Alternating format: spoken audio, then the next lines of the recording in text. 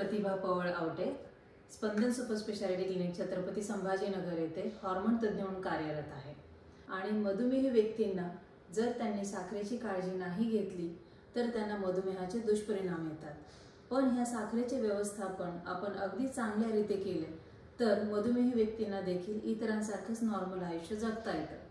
पण मग हा मधुमेह कंट्रोलमध्ये आणण्यामध्ये काही अडथळे येतात, जे की मधुमेहाबद्दलच्या असणाऱ्या गैरसमजुतीमुळे।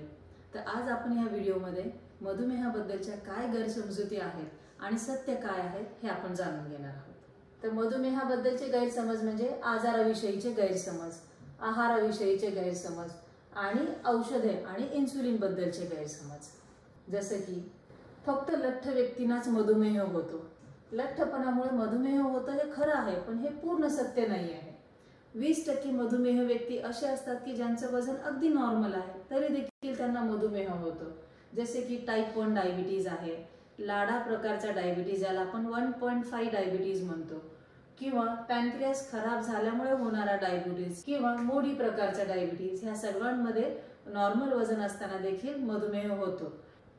आता पुढचा म्हणतो मधुमेह फक्त वृद्ध व्यक्तींनाच किंवा 40 नंतरच होतो, हे खरं आहे का? तर मधुमेहासाठी कुठलीही वयाची मर्यादा नाही। नवजात बाळ 15 दिवसांच्या बाळाला देखील मधुमेह होतो। तसेच किशोर वयात किंवा लहान मुलांमध्ये होणारा मधुमेह ज्याला टाइप 1 डायबिटीज म्हणतो, टाइप 2 मधुमेह, जो आधीच्या काळी 40 नंतर होत होता, परंतु आता जीवनशैली बदलल्यामुळे तो अगदी आता 12 आणि 15 वर्षांच्या मुलांमध्ये देखील येतो।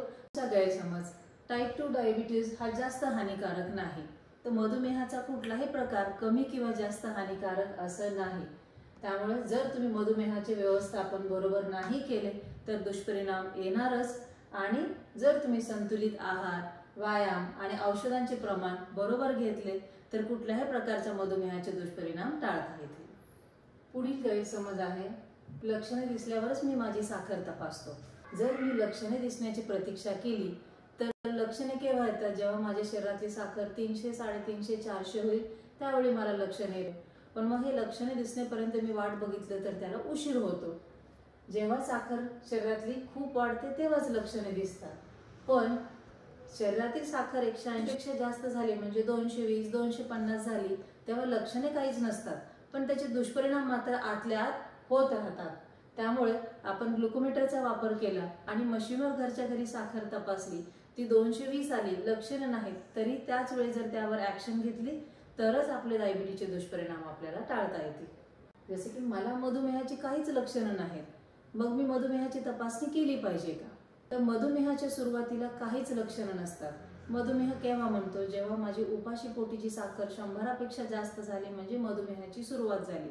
जेवण झाल्यावर 2 तासानंतरची साखर 140 पेक्षा जास्त झाली की मधुमेहाची सुरुवात होते, किंवा 3 महिन्याची सरासरी साखर 6.5% पेक्षा जास्त आहे म्हणजे मधुमेह।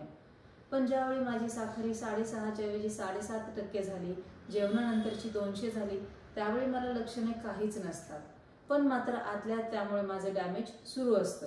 जर मला लवकर मधुमेहाचे निदान करायचे असेल तर ज्यांचा BMI बॉडी मास इंडेक्स 25 पेक्षा जास्त आहे, किंवा त्यांच्या घरातल्या नातेवाईकांना मधुमेह आहे, किंवा ज्यांना PCODचा आजार आहे, रक्तातील कोलेस्ट्रॉल वाढलेला आहे, हृदयरोग आहे, किंवा ज्या महिलांना प्रेग्नन्सीमध्ये डायबिटीज झाला ज्याला आपण म्हणतो जेस्टेशनल डायबिटीज, अशा सर्व व्यक्तींनी वर्षातून एकदा साखर तपासली पाहिजे, तरच त्यांचे मधुमेहाचे निदान लवकर होते। मग का लवकर करायचे? बरेच जण माझ्याकडे येतात, माझा मधुमेह बरा करायचा आहे, रिव्हर्स करायचा आहे, करता येईल का? तर जेव्हा लक्षणे येतील त्यावेळी साखर तपासली तर ती बऱ्यापैकी वाढलेली असते, त्यावेळेला मधुमेह बरा करता येत नाही, रिव्हर्स करता येत नाही।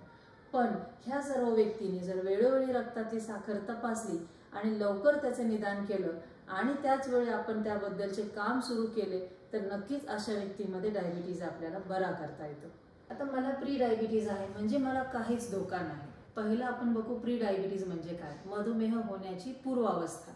3 महिन्याची सरासरी साखर 6.5% झाली त्याला आपण मधुमेह म्हणतो, पण हीच साखर नॉर्मल व्यक्तीची 5.6 आहे, ती 5.7 ते 6.4च्या दरम्यान असेल तर त्याला आपण प्री डायबिटीज म्हणतो। मग ह्यावेळी मला ट्रीटमेंट घेण्याची गरज आहे का?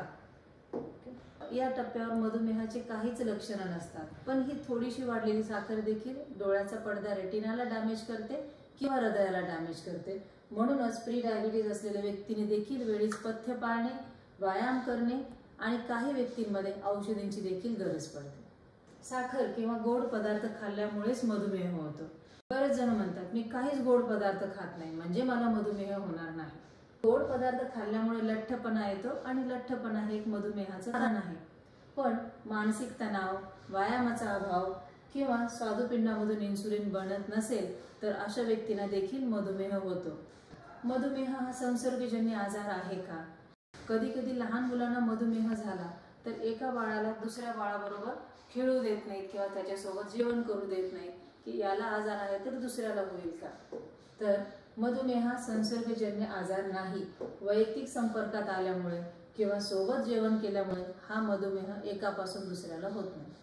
मधुमेह व्यक्ती जास्त व्यायाम करू शकत नाही, हे सत्य आहे का? व्यायाम करणं हे प्रत्येक मधुमेह व्यक्तीला गरजेचं आहे. गर्भावस्थेत होणारा मधुमेह असेल, लहान मुलांमध्ये होणारा असेल किंवा मोठ्या व्यक्तीमध्ये होणारा असेल, सर्वांनाच व्यायाम करणे आवश्यक आहे. मग काय फायदे आहेत व्यायामाचे? व्यायामामुळे रक्तातील साखर नियंत्रणात होते. तसंच व्यायाम केल्यामुळे हृदयरोगाचे प्रमाण कमी होते. मानसिक तणाव देखील कमी होतो नियमित व्यायामामुळे. मग इन्सुलिन घेणाऱ्या व्यक्तींनी व्यायाम करायला पाहिजे का? त्यांच्यासाठी काही वेगळ्या सूचना आहेत का? ज्यांना इन्सुलिन चालू आहे अशा व्यक्तींनी व्यायाम करण्यापूर्वी रक्तातील साखर तपासायला पाहिजे. आणि जर व्यायाम करण्यापूर्वीची रक्तातली साखर 100 पेक्षा कमी असेल तर त्यांनी थोडंसं स्नॅक्स घेऊन मग व्यायाम केला तर व्यायाम करताना त्यांची रक्तातली साखर कमी होत नाही. आता माझ्या घरात कोणालाच मधुमेह नाही, मग मला मधुमेहाबद्दल तपासायची गरज आहे का? जर मधुमेहाचा घरात इतिहास असेल म्हणजे फॅमिली मेंबरमध्ये मधुमेह असेल तर मला तो येऊ शकतो. पण ज्यांच्या घरात कोणालाच मधुमेह नाही अशा व्यक्तींना देखील मानसिक तणाव असेल, वजन वाढवलं असेल, व्यायाम केला नाही किंवा चुकीचा आहार घेतला तर त्यांना देखील मधुमेह होऊ शकतो. मधुमेह झाला म्हणजे सर्व संपलं. बरेच ज्या दिवशी त्यांना समजलं की आता माझं 24 वर्ष वय आहे आणि माझी साखर वाढली आहे, तरुण वयामध्ये देखील आता मधुमेह होत आहे आणि अशा व्यक्ती निराश होतात. मग मधुमेह झाला म्हणून आयुष्य संपलं का? मुळीच नाही. मधुमेह ज्यांना झालाय अशा व्यक्तीने जर जीवनशैलीत बदल केला, आहारामध्ये, व्यायामामध्ये, दैनंदिन कार्यामध्ये, तर नक्कीच त्यांना मधुमेहासोबत देखील त्यांना नॉर्मल आयुष्य जगता येईल इतरांसारखेच. तर आपण आता बघितले आहेत मधुमेह व्यक्तींमध्ये आजाराविषयीचे काय गैरसमज आले हे आपण या भागामध्ये समजून घेतले आहेत. तुमचे काही या व्यतिरिक्त गैरसमज असतील तर नक्कीच आम्हाला कळवा. आणि आता मधुमेहामध्ये आहाराविषयी काय गैरसमज आहेत हे आपण बघूया भाग 2 मध्ये. नमस्कार.